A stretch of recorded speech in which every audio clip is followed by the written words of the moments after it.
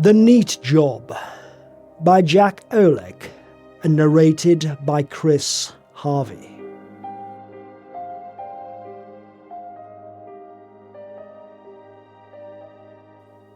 Sebastian's eyes were still focused on infinity, on something that only he could see, and that something, a vision, a premonition, whatever it was, had frozen him in his seat. A man condemned to death might have sat so, and the others, respecting what he must be feeling, said nothing, except again for Critchit. Critchit, his contemptuous smile still playing about his lips, did not share the consideration. "You look as if you've seen a ghost," he said, and somehow made the words insulting. "There are no such things as ghosts, except in magicians' illusions." Sebastian, speaking more to himself than to Critchit, completely missed Critchit's smile, but the artist did not. The artist, when Critchit turned to him and said, "And you?" regarded Critchit coldly. "Well, you're the one who started all this, so why not yours first?" "My what?"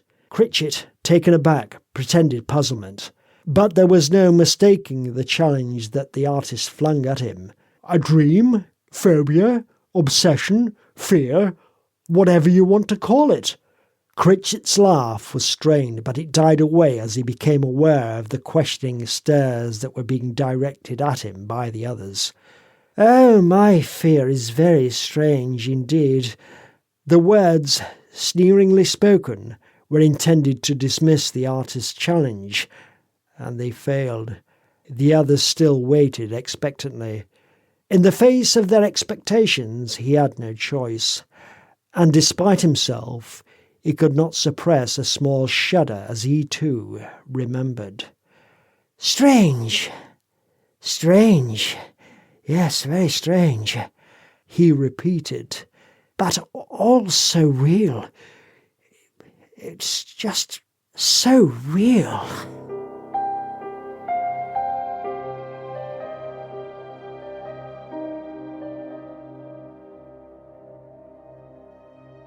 Wilson, Critchit noticed, was watching him with a faintly amused smile, and he found the smile annoying.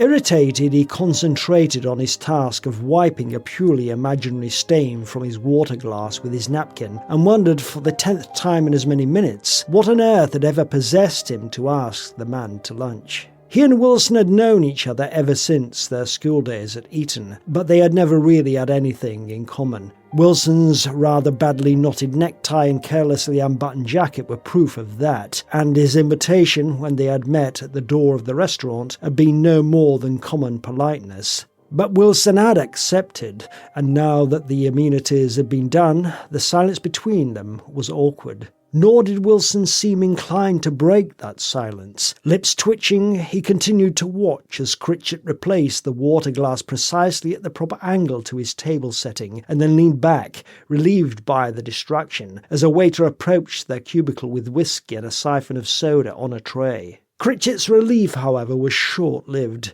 Even when the waiter had poured their drinks and departed, Wilson did not speak. It was Critchit, finally, who found something to say. "Well, congratulate me, Wilson. I'm going to get married." Just what he expected by way of reply he could not have said, but the reply that Wilson did make was typical of him. Small wonder that he and Wilson had never become close. The man had no conception of the proprieties. "At your age? Oh, why not?" Critchit was nettled. Still, one did not show anger if it could be avoided. Anger was an unpleasant, untidy emotion. "I've spent my whole life acquiring a fortune, a home, beautiful things. Now I need someone to take care of them, and of me. But is that so strange? Strange?"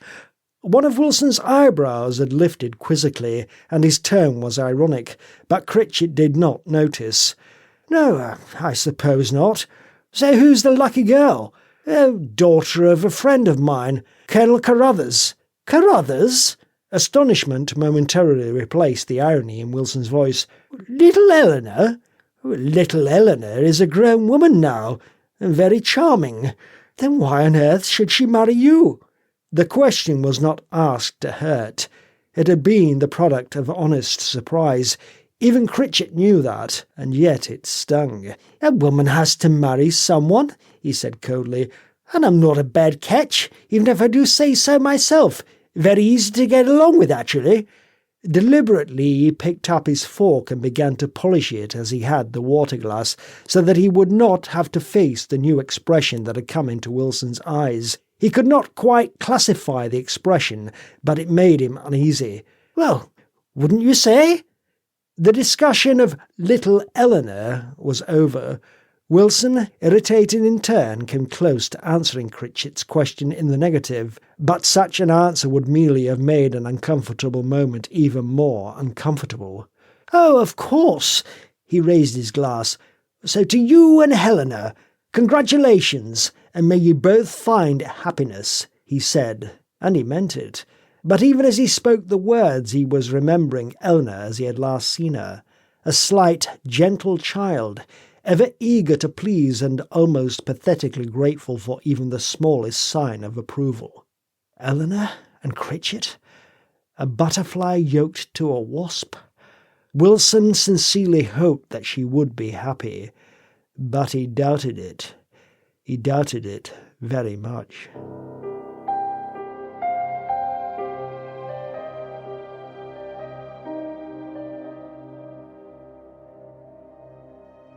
The living room of the house, like the house itself, never failed to give Critchit a little thrill of pleasure, and when he had set the record on the turntable of the hi-fi, he turned for a moment to contemplate the room with satisfaction. It was good to be in his own private world, where the disorder and the messiness that he loathed could not penetrate. The very balance of the room, the way each gleaming piece of furniture had been placed for a maximum of comfort and attractiveness, made him feel good. Content, he walked to the polished side table where he kept his glittering array of fine wines in their crystal decanters and poured himself a drink. Sipping it appreciatively, he cocked an ear for a little while toward the hi-fi, enjoying the rich, full tone of it, and then carried the drink to his favourite chair.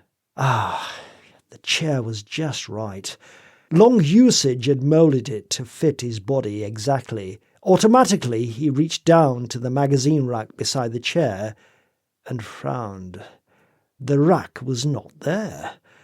Puzzled, he let his eyes roam again about the room, and frowned again when he spied the rack by the far wall. Seeing it there set a tiny flaw in the structure of his contentment, and he disliked flaws. "Eleanor?"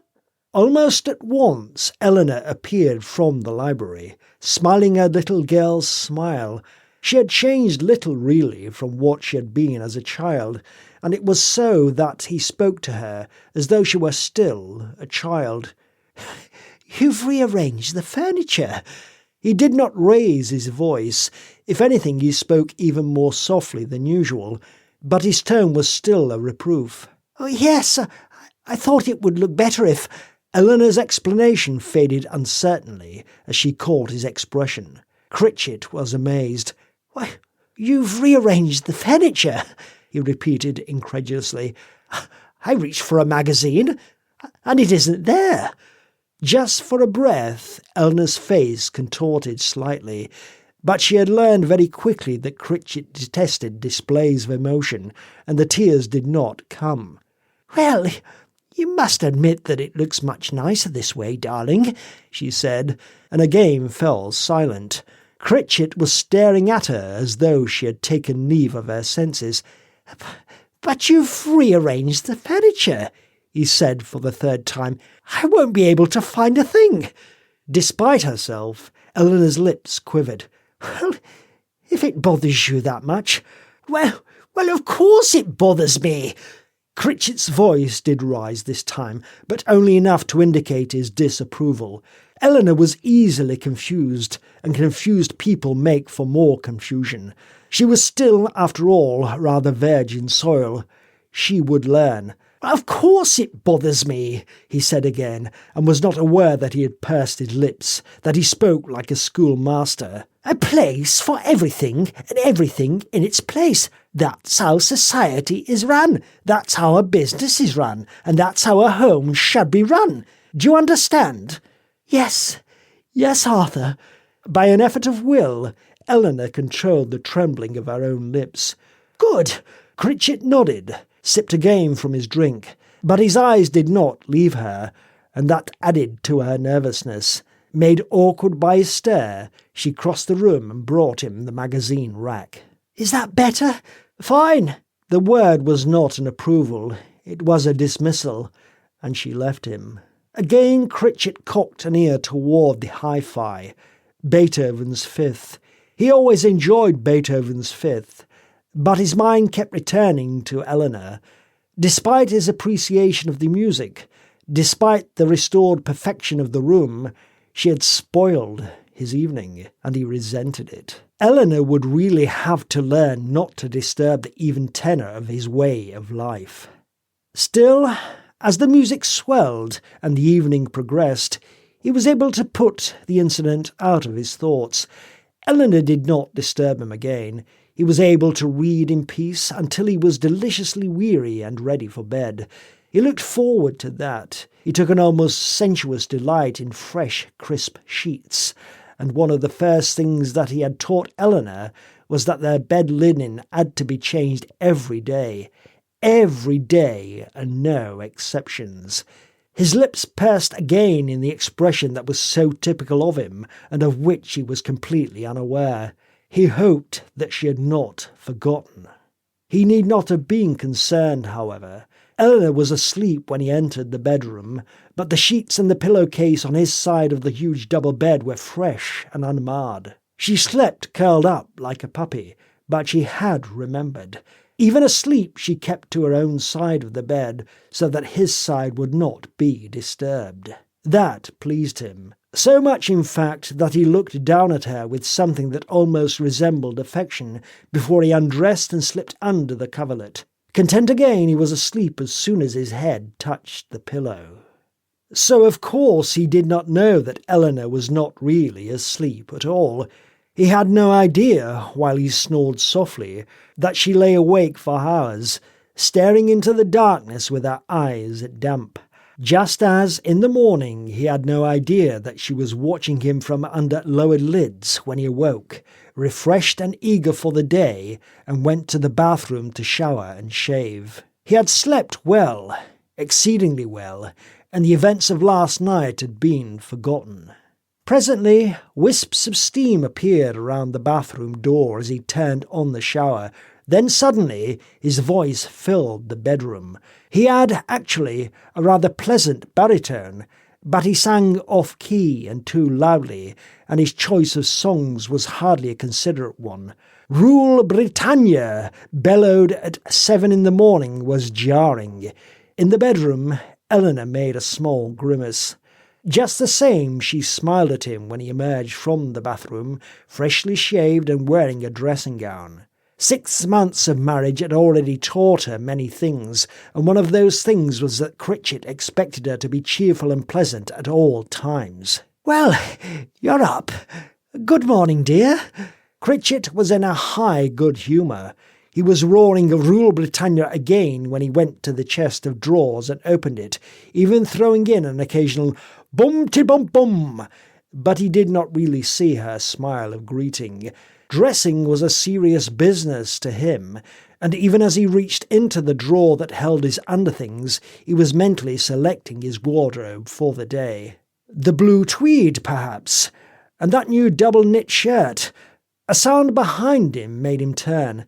Eleanor was sitting up in bed and staring at him, and she was laughing. Laughing? At him? It made no sense, until he looked down at himself. Even as he was making his mental selection, he had slipped into the garment that he had taken from the drawer and then removed his dressing gown, and suddenly his face was grim. The picture that he made was humorous, but not to him. Instead of his usual shorts, he was wearing a pair of Eleanor's lacy panties. His expression as he redonned his dressing gown and stripped off the panties wiped the amusement from her face as if with a sponge. Holding the panties, he came to stand beside her, his eyes icy. "What's this?" "They're—" her own eyes pleaded. "They're mine." "You don't say!" The inanity of her reply rasped across his nerves like a file. But patience. Patience. "Oh, what are they doing in my drawer?" "Well, I moved your things to your side of the bed." To Eleanor, as she waved a hand to indicate the dresser at the other side of the room, what she said obviously made eminent sense, and that grated on him too. "Oh, I see. But I've always kept my shorts in this drawer, right here on the left, folded in half, buttons up." He spoke through his teeth, but patiently. Patiently. It was no use. Eleanor's stare was vague, almost uncomprehending. How can one live in disorder? His patience was at an end. Her vacant stare was too much. "I'm sorry. Sorry doesn't set things right. There's a right way and a wrong way to do everything." How would he teach her? The way she kept staring at him, as though he were an ogre. She had no conception of the importance of what he was saying. Somewhere he had read that children learnt best not by being taught, but by being shown. One picture is worth 1,000 words, and she was still, despite her woman's body, despite the gold band on her finger, very much a child. "I'll show you," he said, and turned toward the bedroom door. "Come along." Chastened and obedient, Eleanor left the bed at once, and not even pausing to find her slippers, followed him downstairs to the cellar door. Together they made a grim little courtiers of silence, but when Critchit had led the way down the wooden cellar stairs and switched on a light, his face relaxed somewhat. Here at least, all was as it should be. The cellar, immaculately clean, had been divided into two halves. In one stood the boiler and the odds and ends that he had accumulated over the years. In the other stood his workshop, and the workshop, at least to him, was a joy to behold. Complete with power tools, bench and shelves of jars containing almost anything that a home handyman might need, it reflected his personality even more perfectly than did the rest of the house. "My workshop," he said unnecessarily.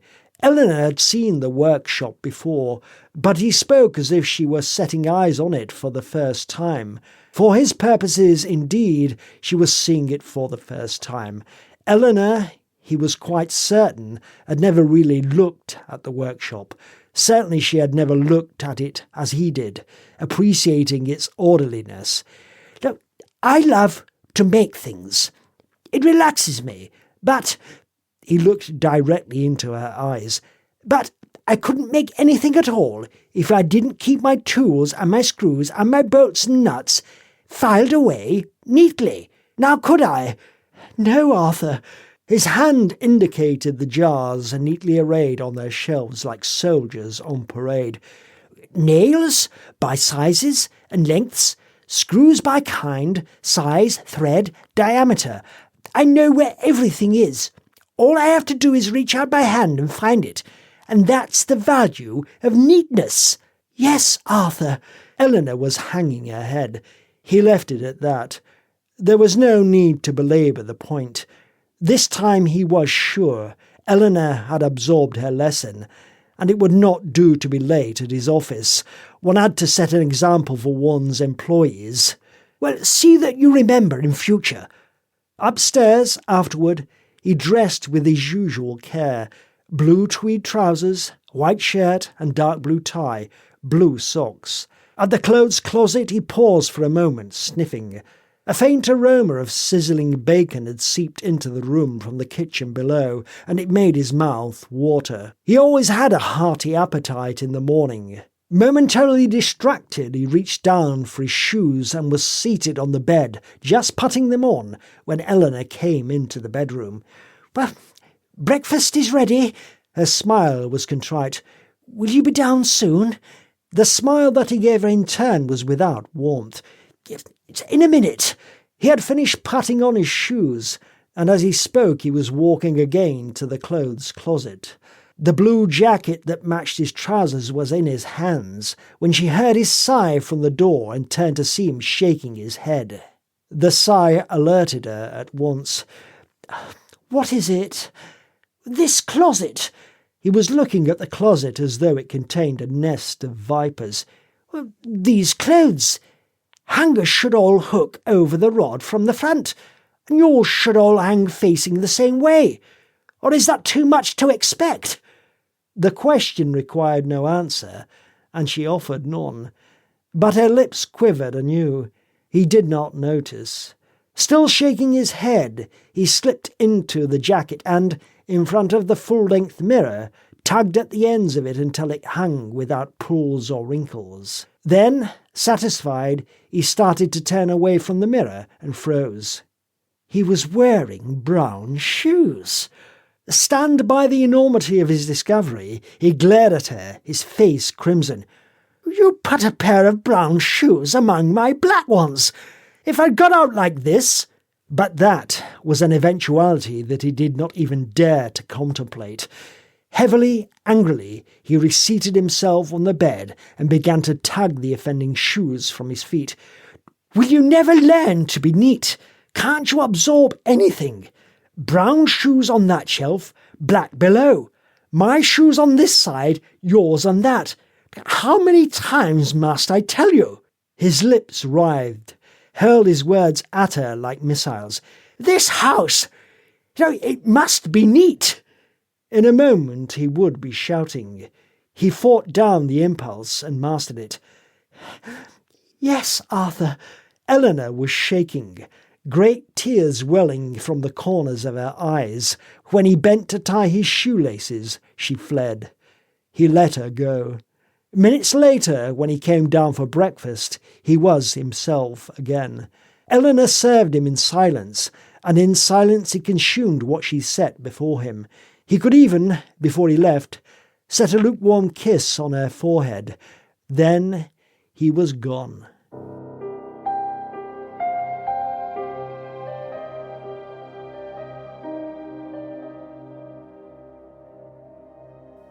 Alone, Eleanor sat for more than an hour at the table, not touching the coffee that she had poured for herself. Despite all her efforts, she was still trembling, and eventually the tears came again. She wept quietly. Afterward, her eyes were red when she kept her lunch and appointment. Such appointments were all that she had with which to fill her empty days, and she'd been looking forward to this one. But her attempt to conceal her tension when she sat in the restaurant was almost painfully transparent, particularly when, inevitably, the conversation turned to the subject of her marriage. The woman opposite her name was Jane, and she and Eleanor were old friends, spoke quite bluntly. "Why on earth did you marry him, Eleanor?" Eleanor, pretty in a new dress despite her reddened eyes, considered her reply for a long time. "Father had no money, and I had no abilities, no profession. What else could I do? Besides, he's very nice, really. Except for what?" It was difficult to put it into words, to say it right out, but, well, there's nothing I seem to be able to do for him except to keep his house tidy. "So you're not happy then?" "I didn't say that." Instantly, Eleanor was defensive, but the woman who sat opposite her had known her too long and too well to be deceived. "Well, of course you didn't." A hand patted Eleanor's comfortingly. "The first year is always the hardest, especially when the wife has no outside interests." Jane broke off, struck by a thought. She was really fond of Eleanor, and the poor dear really looked as though she needed some sort of distraction. "Look, I've got an idea. I'm attending a class in modern sculpture. Why don't you come along? Learn to make something for him. Perhaps a birthday surprise." "Make something? For Arthur?" Eleanor was recalling Critchit's lecture in the cellar. He liked to make things too. Perhaps if she were to share in his hobby. She smiled suddenly, brightly, a child again, a child who has offended an elder and has unexpectedly found the perfect way to make amends. Yes, why not?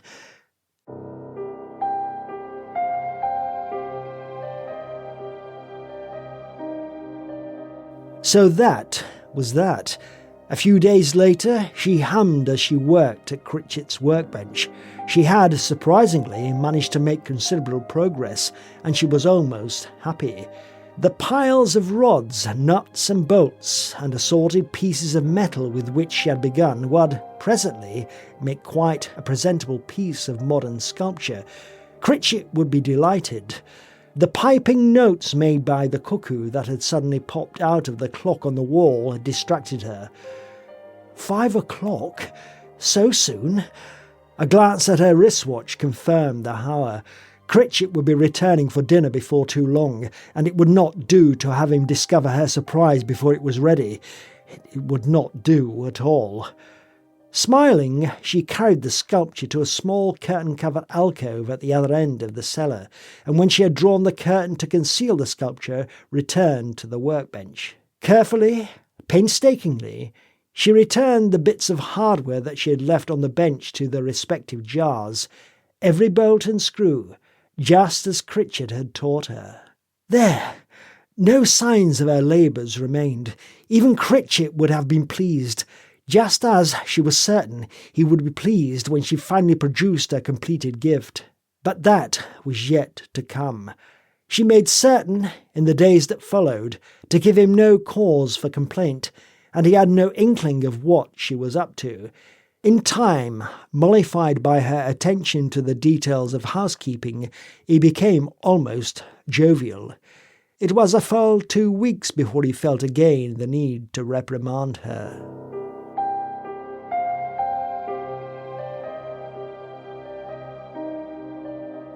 It began on a Sunday, with his almost nightly ritual at the hi-fi. Critchit, on that day, had played his usual 18 holes of golf, and he had not bothered, on his return, to seek her out.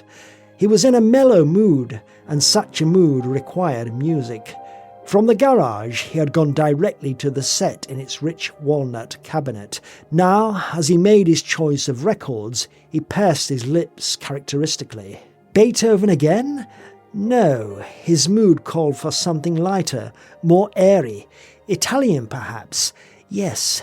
Carefully, he drew the proper record from the rack, and just as carefully removed the record from its sleeve and then from its cover, holding it by its edges and by the hole at its centre so that his fingers would not touch its surface. He had done the same thing 1,000 times, but there was a satisfaction in it, in the rightness of it, that increased when he set the record on its turntable and, with a small brush, flicked away from its face and from the hi-fi needle the dust that was not really there.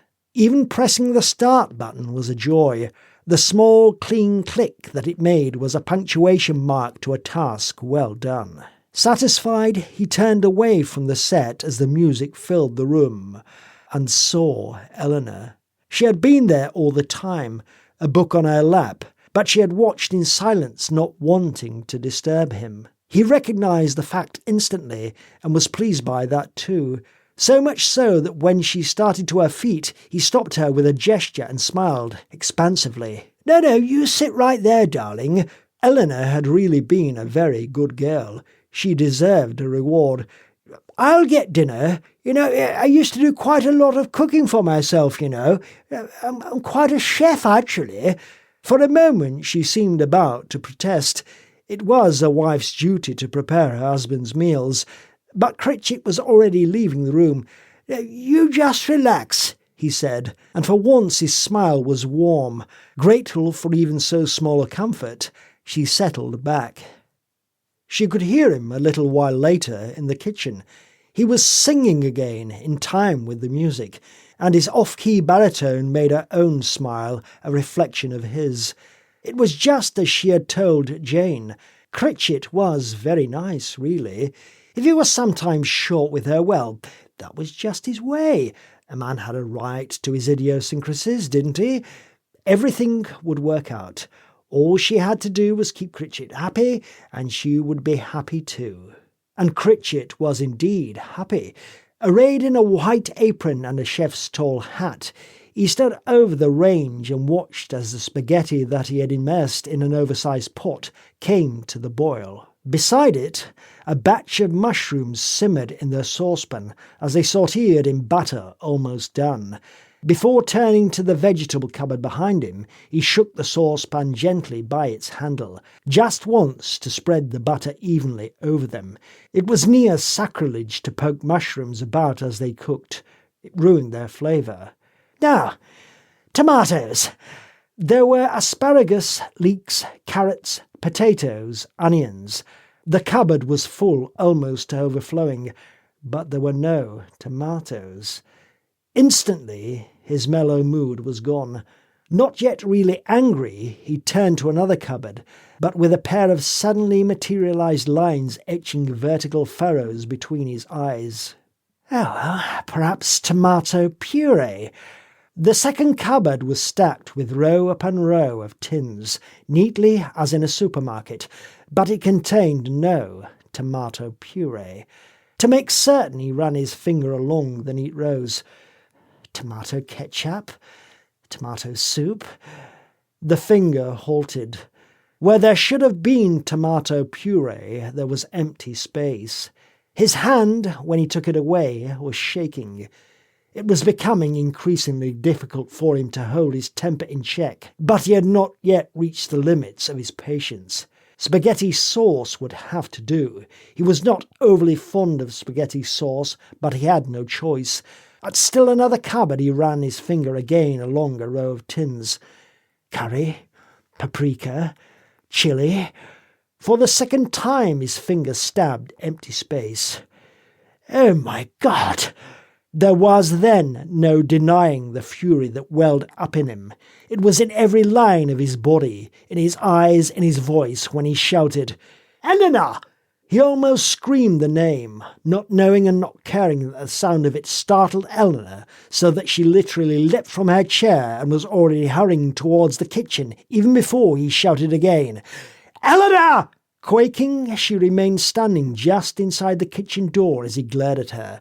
Whatever her latest transgression, it was all too obviously unforgivable. Critchit was livid. No tomatoes, no tomato sauce, no spaghetti sauce, nothing! Each word was bitten off, his teeth clamping down on it savagely. He was no longer shouting, but this savage, clipped monotone was even worse. The warm flush of happiness that had bathed her for a little while was gone, and in its place was the old familiar tension that made her hands shake so that she clasped them together in front of her in an effort to keep them still. I must have forgotten. Vainly, even knowing that he would not accept it, she sought for some explanation, but found none. But there's no excuse for forgetting. Critchit's voice was heavy with accusation. Dramatically, accenting each motion he made, he swung wide the door of the cabinet beside which he stood. Affixed to the inner side of the door was a sheet of paper. Not looking at the paper, his eyes still fastened on hers, he went on. Look, there's a list inside the door of this cupboard. There's a line on it for every item of every kind. And there's an eraser on the bottom of the shelf. When you use an item, all you have to do is erase a mark. There should never be an empty space. He paused as if for effect, but Eleanor was speechless, not knowing what she was expected to say. Her dumb helplessness enraged him even more. There are 2 marks here for tomato puree, 3 for spaghetti sauce. You haven't even bothered. He had been turning as he spoke, his hands sweeping to indicate the cupboard, and even as he spoke the hand brushed against the stacks of tins, upsetting them. The crash that followed brought Eleanor out of her near hypnosis, as though it had been a gunshot. But for a moment, as tins bounced and rolled on the kitchen floor, she seemed unable to move, and when her muscles responded to her will at last, she stepped forward like an automaton. On hands and knees, she began to gather up the tins. Another man, seeing her so, might have felt at least a twinge of remorse. Critchit felt only his anger. The kitchen door, slamming behind him as he went out, rattled the room.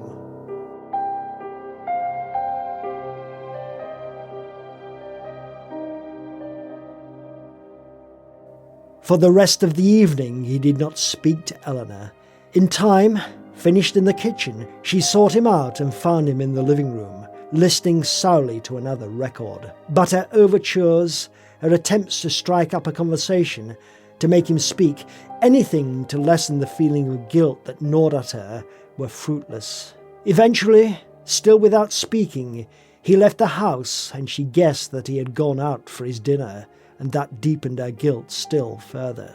He did not know when he returned hours later how she had spent those hours, how she had vowed that from this day on he would have no cause for complaint.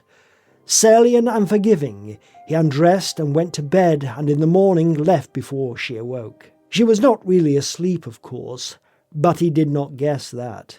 Nor would it have mattered if he had. Critchit was thoroughly disgusted. So much so that toward the end of the day he had his secretary call Eleanor to tell her that he would not be home until late. Still ruffled, he dined out, and then attended a musical that he did not enjoy, and came home to find that she had already retired. He did not look at her. Had he bothered, he would have seen that her pillow was wet with her crying. Instead, he went back downstairs to make certain that the latches on the doors and the windows of the lower floor were all locked. To his surprise, they were. Eleanor had not forgotten. At least there was something to which she had given the proper attention. Even so, he did not emerge from his black mood. In the morning, for once not splashing and singing, he showered in dour silence and returned to the bedroom to find Eleanor already up and out of the room. So she thought to escape him, did she? Well, he would see about that. Dressed and ready for the street, he came downstairs to the living room like an avenging angel. "Eleanor?" The living room was unoccupied. His irritation growing again, he stared at it as if to materialize Eleanor by the sheer force of will. It would be like her to hide, to have gone out in an effort to avoid facing him, to avoid the just consequences of her incompetence. But when he found her, his nostrils twitched. Eleanor had not gone out, after all. A tantalizing odour from the kitchen drew him like a magnet. Well, he could not, for a moment, believe his eyes. The kitchen, always spotless, positively gleamed. Counters and floor had been scrubbed and polished until they shone, and that was not all. Fresh coffee perked cheerily on the range, and on the table in the breakfast nook stood an array of dishes that delighted his gourmet's heart. Not just bacon and eggs this time, but a breakfast fit for a king.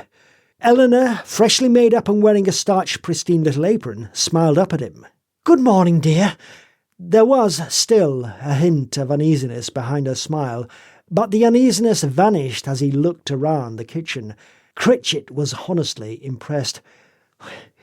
You did all this? Last night?" Eleanor's smile seemed to be glued in place.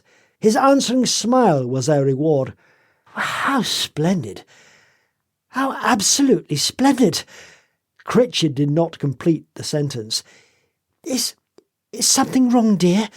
"Well, that remains to be seen, doesn't it?"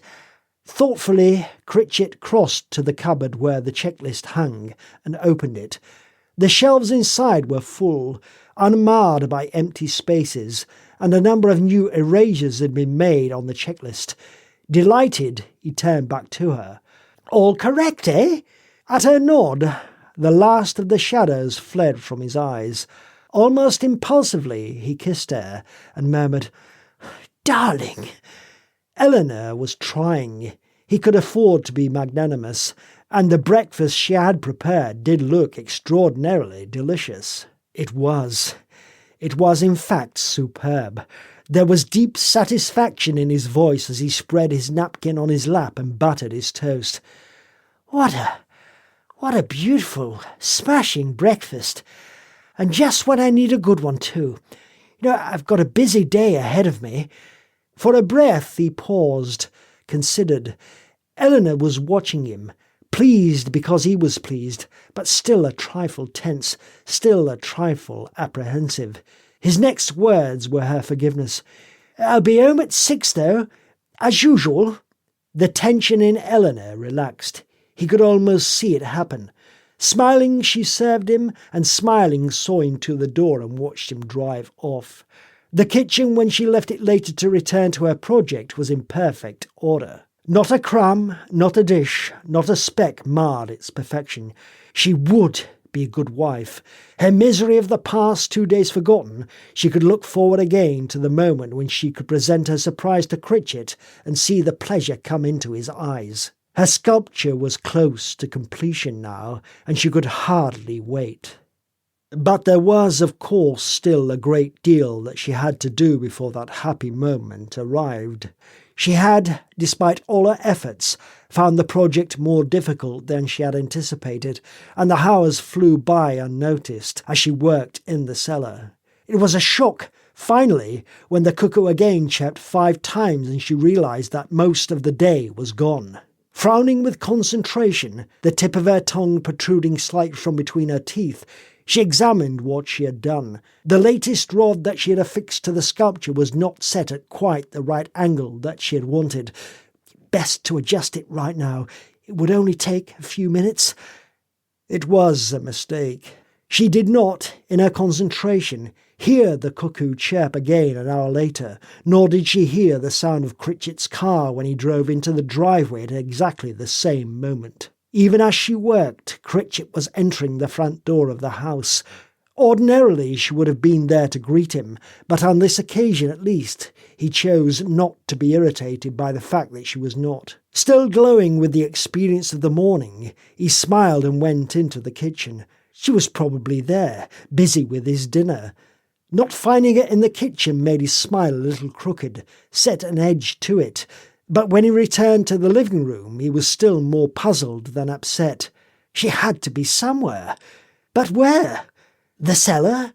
The cellar door, he could see, was slightly ajar, but Eleanor rarely went down to the cellar. He took 3 steps down the cellar stairs, stopped on the 4th and drew in his breath. His smile disappeared. Eleanor was doing something at the workbench. He could not see what it was that occupied her, but he could see the rest of the workshop clearly. The workshop was a shambles. Nuts, bolts of metal, open jars, tools, all were scattered about with complete disregard for the order that until this moment had been the hallmark of this, his private domain. It was almost indecent. It would take hours to restore the shop to its previous state. Hours! And he had been fool enough to believe that he had at last made progress, that Eleanor had at last come to have at least some understanding of the importance of neatness. Purposely, wanting to startle her, he cleared his throat loudly, and he succeeded. Until that moment she had been completely unaware of him. Now, at the sound, she started violently and dropped the tools with which she had been working. Her face, when she turned toward him, was white with shock. But Critchit no longer had eyes for her. His own eyes were fixed disbelievingly on the sculpture that sat on his workbench. "What on earth is that?" Fear, surprise, and a child's pride in a cherished accomplishment fought for dominance in her voice. The fear won. It's a surprise." He came down the rest of the cellar stairs in silence, his unbelieving eyes still fixed on the sculpture. "Oh, I'll say it is. What have you done to my workshop?" Almost she plucked at his sleeve, wanting him to look at her and not at the sculpture, wanting him to understand, and she did not dare. "I'm sorry, Arthur. I tidy it after each time He did look at her then, and his look silenced her. "You mean that this has been going on for some time?" Incredible. She was really incredible. "Clear it up at once." "But—" "Yes?" Was she actually going to argue with him? "Yes? Well?" Her reply made no sense to him. No sense at all. "I made it to try to please you, Arthur. Don't be angry. I've been going to classes." "Classes?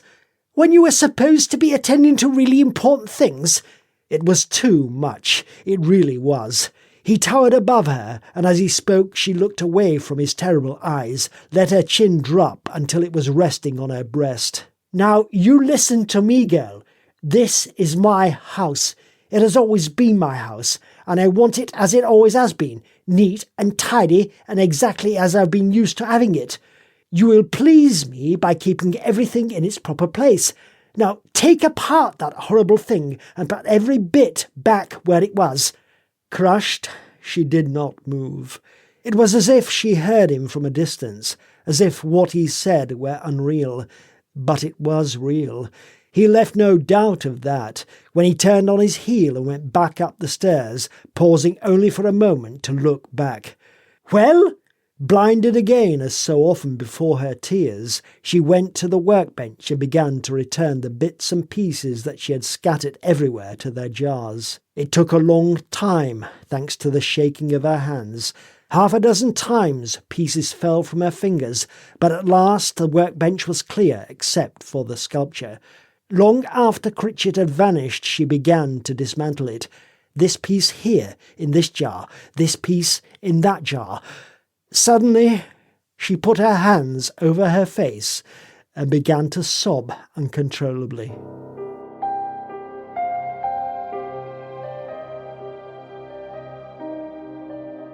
Critchit, when she finally went back upstairs, was not in the house, nor did she see him again the next morning. He was gone when she awakened. For once she had slept deeply, suddenly, as though hiding from her unhappiness. But even finding herself alone was a small solace. Critchit would return. Not bothering with coffee, she dressed and went about her chores like a sleepwalker. At least the chores were something to do, something to distract her from the inner trembling and uncertainty that would not let her be still, that made her hands quiver and her legs like jelly. But by late afternoon she could find nothing more that needed attention. Beaten down and frightened, she sat finally in a chair in the living room, not listening to the record that she had put on the hi-fi, an unread magazine lying on the floor at her feet, and stared at nothing. Never particularly attracted by liquor, she had mixed herself a drink that stood now on the table beside her. Automatically she picked it up and then set it back on the table without drinking, and gasped. She had set the drink back on the table itself instead of on its coaster, and there was a wet ring on the polished wood. Frantic, she looked around the room for something with which to wipe away the telltale ring, and found nothing. Sobbing, she pulled a handkerchief from her sleeve. No use.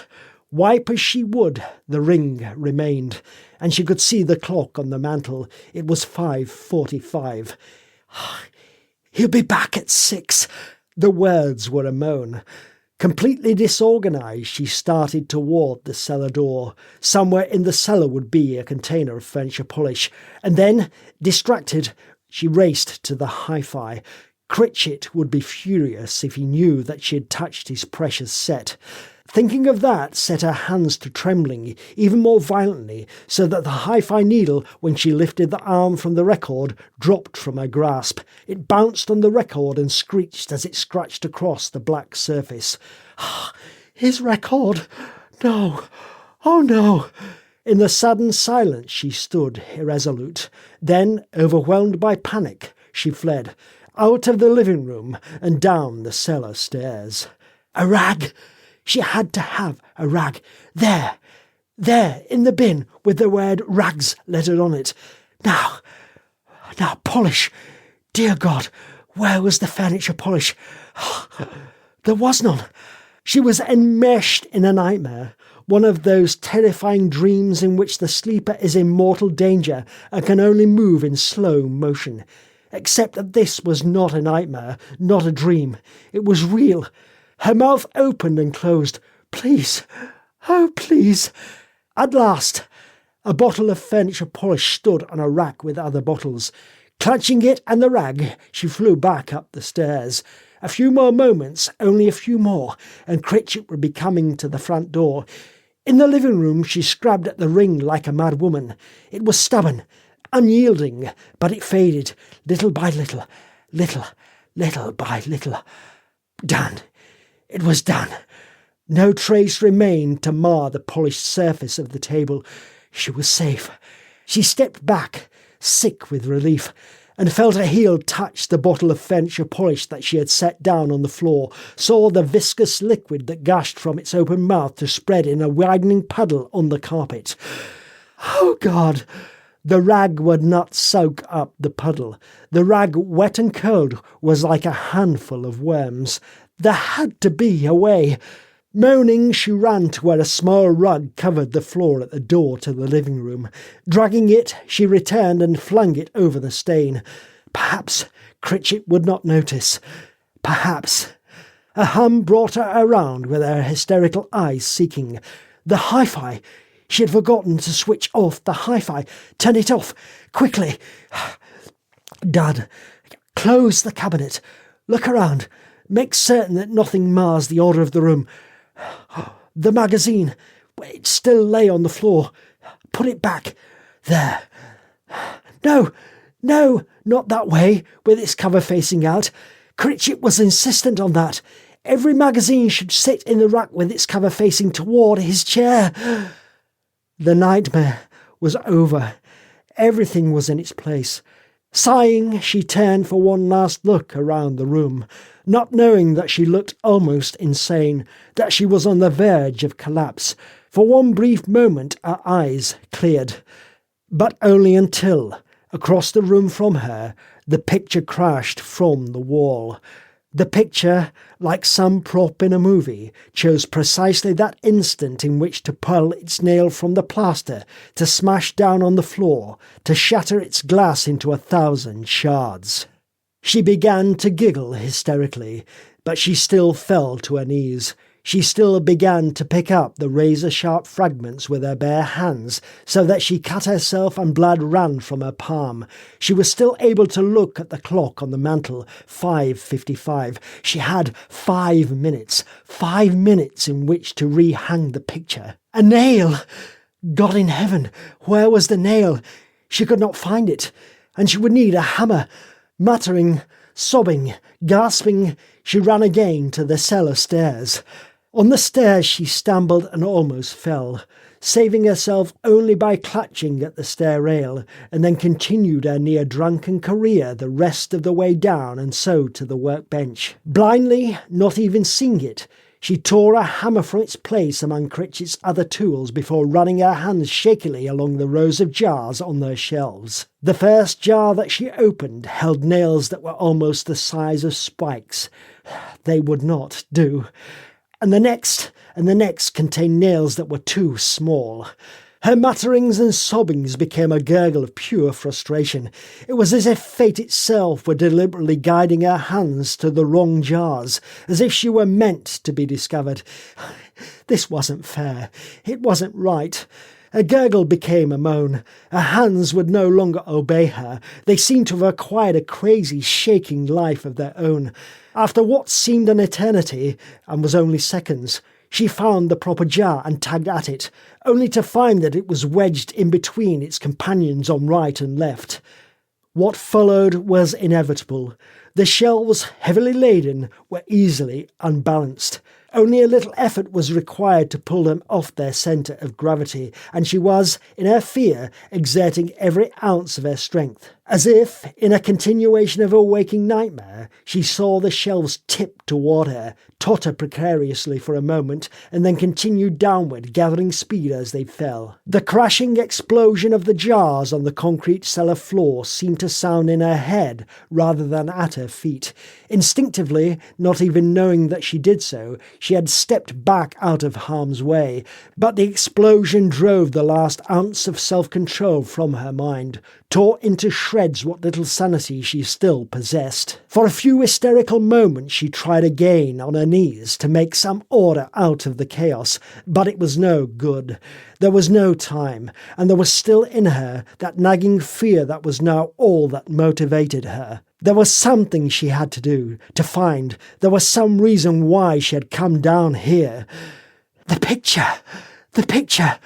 The chaos was no longer her primary concern. A nail in one fist and the hammer in the other, her legs carrying her unsteadily, she ran back up the cellar stairs. And it was there, suddenly, unexpectedly, terrifyingly, that a pair of hands seized her. The hands were there, waiting as she emerged from the cellar, and the touch of them wrenched an involuntary cry from her open mouth, almost stopped her wildly beating heart. "Eleanor!" The hands belonged to Critchit. Critchit, who stood now with hangry spots of colour burning in his cheeks, with fury in his eyes and with accusation in every line of his stance, as he stared past her through the open cellar door at the mess below. I wanted to hang a picture. I came down here for a nail." Her lips formed the words, but she was only vaguely aware that she spoke. The words were reflex, no more, and they were wasted. Critchit was the very epitome of outrage, the new plus ultra of shocked indignation, an all too real manifestation of everything that she had come to dread. "You've upset my whole house. Can't you do anything neatly? Well, can't you? Can't you do anything neatly? Can't you do anything neatly?" Critchit wanted to shake her, to slap her, but he did neither of those things. She did not give him the opportunity. Her wild, howling, insane scream was the last thing he heard. The hammer that she held was the last thing he saw. Frozen, unable to stare, he saw her arm lift, saw the hammer sweep downward and grow incredibly larger as it approached his head. The hammer struck him squarely between the eyes. It compressed the bone of his forehead, squeezed his eyes out of their sockets, plunged on. It etched an invisible spiderweb of cracks in his skull, drove splinters of bone into his brain, and then smashed what was left of his brain into a mass of dead grey matter into which blood seeped as if into a bowl of porridge. He managed a single scream, a mate to Eleanor's, and then he was no more.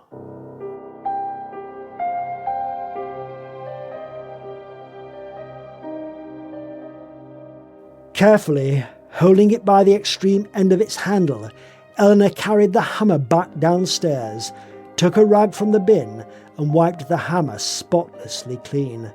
Then, when she had returned the hammer to its proper place, she turned her attention to the rest of the workroom.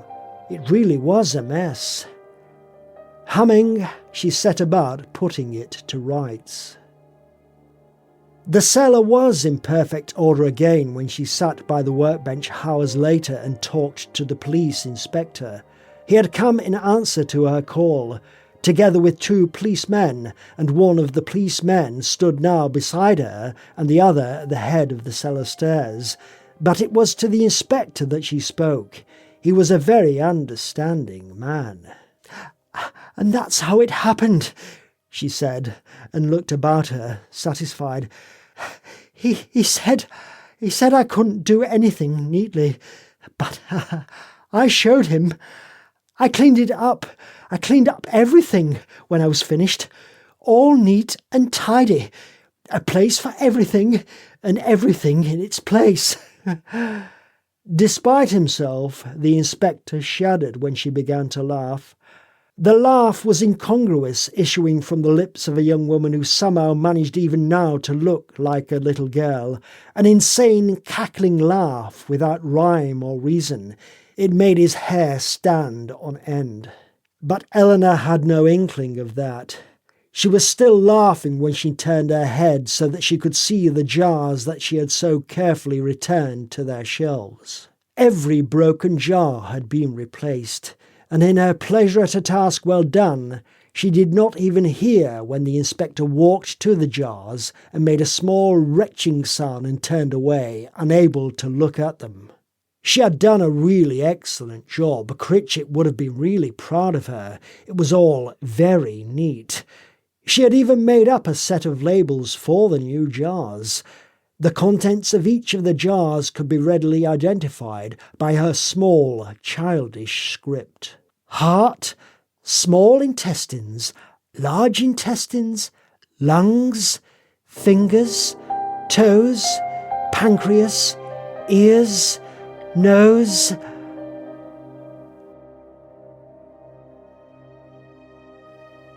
The artist's smiling, sunburned face swam vaguely before Critchit, so that he brushed a hand over his eyes, not recollecting for the moment where he was. Then, remembering, his own face went stiff. The artist's smile was as derisive as his own had been earlier. The artist, enjoying his discomfiture, lit a cigarette and tossed his dead match on the table. "And are you neat and tidy?" "No more than any other man."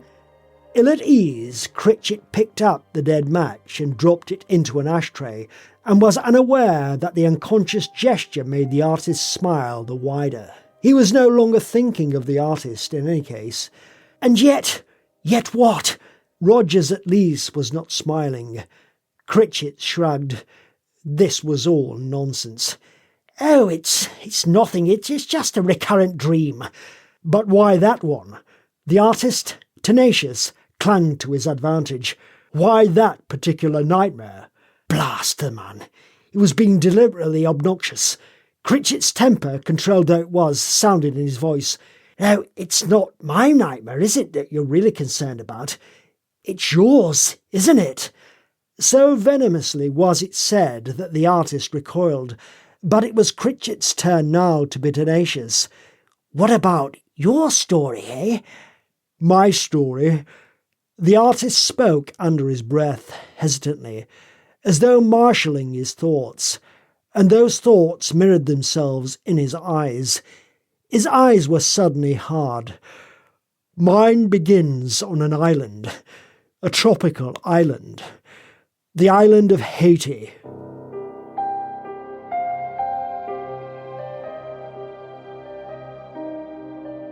Arthur Critchit's story, The Neat Job, was written by Jack Olek and narrated, sound edited and mixed by Chris Harvey.